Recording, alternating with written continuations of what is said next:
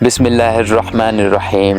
ایک بادشاہ سلامت نے رات کو گیدڑوں کی آوازیں سنی تو صبح وزیروں سے پوچھا کہ رات کو یہ گیدڑ بہت شور کر رہے تھے، کیا وجہ ہے؟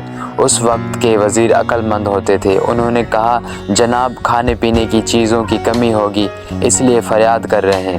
تو حاکم وقت نے آرڈر دیا کہ ان کا بندوبست کیا جائے۔ وزیر صاحب نے کچھ مال گھر بھجوا دیا اور کچھ رشتہ داروں اور دوستوں میں تقسیم کیا۔ اگلی رات کو پھر وہی آوازیں آئیں تو صبح بادشاہ نے وزیر سے فرمایا کہ کل آپ نے سامان نہیں بھجوایا کیا؟ تو وزیر نے فوری جواب دیا کہ جی بادشاہ سلامت، بھجوایا تو تھا۔ اس پر بادشاہ نے فرمایا کہ پھر شور کیوں؟ تو وزیر نے کہا، جناب سردی کی وجہ سے شور کر رہے ہیں۔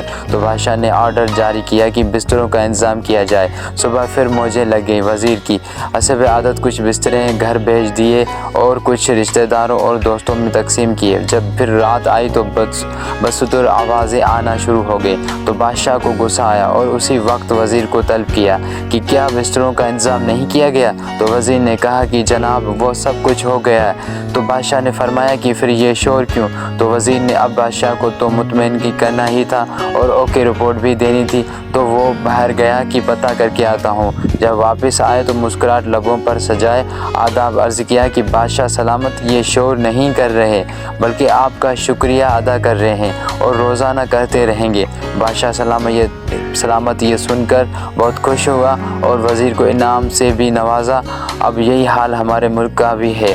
ملازمین و عوام مہنگائی سے پریشان ہیں، مگر یہاں رپورٹ سب اوکے دی جا رہی ہے اور بادشاہ سلامت خوش ہیں۔ تو ڈیئر فرینڈس، میں ہوں کریم کے اور آپ دیکھ رہے ہیں ہمارا چینل اردو انوکھی کہانیاں۔ اس طرح کی مورل اور بہت ساری سچی اور اچھی کہانیاں دیکھنے کے لیے ہمارے چینل کو سبسکرائب کریں اور بیل آئیکن کو پریس کریں تاکہ ہر ہماری ویڈیو آپ تک پہنچ سکے۔